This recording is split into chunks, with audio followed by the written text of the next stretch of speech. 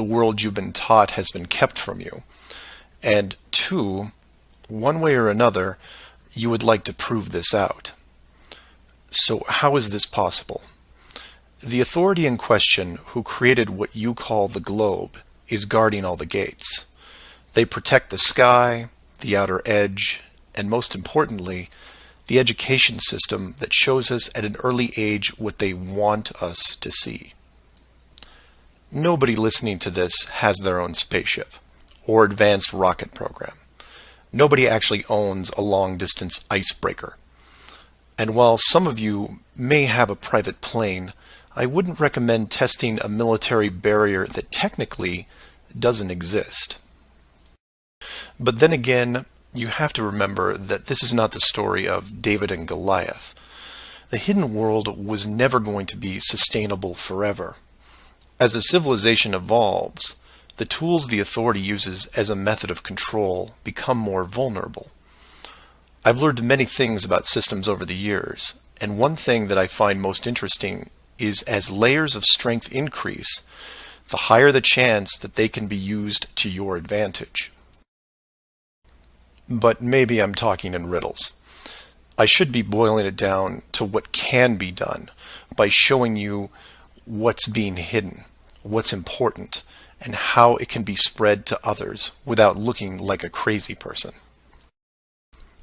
To be clear, and I can't stress this enough, do not start conversations with the word flat earth. Think of it like Fight Club.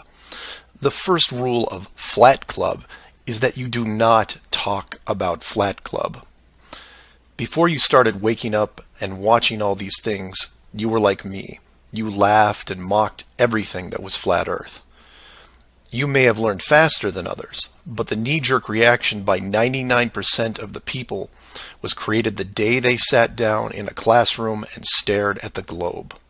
Look at the videos, not just mine, but others who are putting forward some great arguments, and ask the questions that people can relate to. I'm going to introduce 3 very important questions that you can use, each with a statement that precedes it, and each statement is a motivation for a different group of people. If you don't fall into one of these 3 groups, then I guarantee you know people that do. The first statement is this: you are being hidden. What do I mean by that? Well, this goes back to Clue 7 and Clue 9, which talk about the flights in the Southern Hemisphere. If you are flying a plane over the Southern Hemisphere, your flight is not being tracked. How can this be used to find out the truth? It's simple, it's quick, and it costs no money. No matter what country you live in, send a quick note to your local, state, or federal representative and ask them this question: why are citizens of our country flying over oceans without the safety net of the GPS system? And remind them that GPS stands for global, not partial. Without GPS, anything could happen to your plane and no one knows where you are.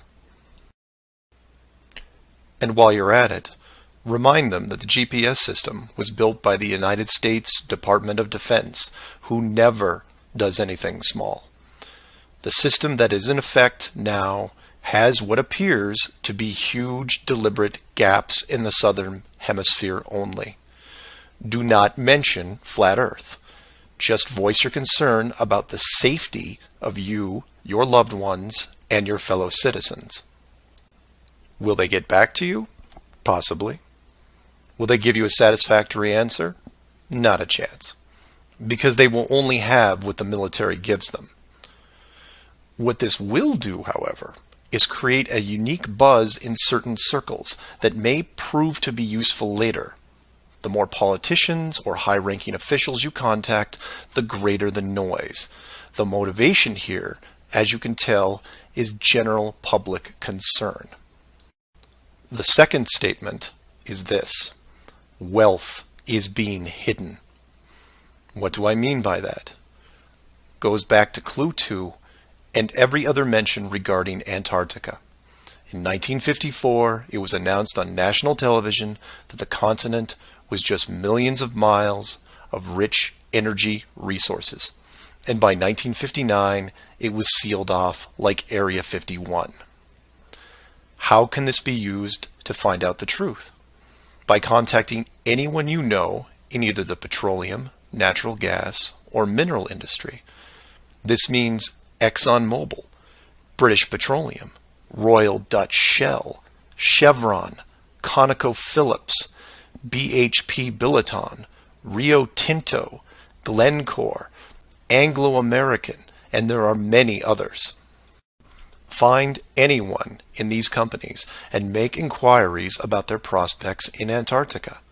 Send them the link to the Admiral Byrd interview and ask them why, if there are no environmental conflicts regarding oil, gas, or mining, why aren't they allowed to even petition the idea, even when the world's energy resources are dwindling more every day? Put the sound of money in their ear. They may not be able to break through the decades of red tape laid out in front of them, but it will create a buzz from a different side, the motivation of greed, and of pristine resources just begging to be harvested. And finally, to preface the third statement, I need to thank all the people who have sent me stacks and stacks of biblical scripture, asking me to stop dancing around the title of the flat model and call the structure what it really is. And you know, they have a point. I have put myself at a distance because I want to reach people who are outside of religious faith and even outside of general conspiracies. But for all those spiritual groups who have contacted me, I can now, however, say with conviction that this third statement is this: they are hiding God. Despite what labels I put on the flat model structure, the oldest names are from the oldest texts, one of those being called the firmament. If the firmament was indeed discovered in 1956 and it was deliberately hidden, then the ruling authority not only hid the structure, but evidence of the builders. And by builders, I mean creators, and by that, I mean what people define as God. Hiding God could be considered one of the worst ideas of all time. And if you are a person of great or small faith, you have a vested interest in any evidence that would solidify and vindicate your years of dedicated service.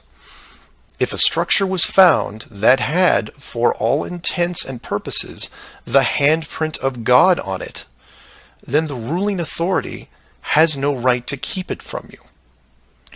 There are billions of people on this world who have personally dealt with the concept of God and would like to know for sure if these beliefs are well placed. Or, in short, you want to know the meaning of life. It's out there, and it's been hidden from you. Your motivation is clear. Go to your church leaders, your congregation, and tell them science probably found evidence of God in 1956 and decided to keep it a secret. If you know people of religious power, send this up the ladder. Get the word out and see what comes back. Between these three statements and questions, people will talk to people who will talk with others and eventually reach someone who knows. This isn't a grassroots or groundswell movement that takes a long time, because the system that has been used to mold and control you these past years has been based on speed, and by that I mean real time.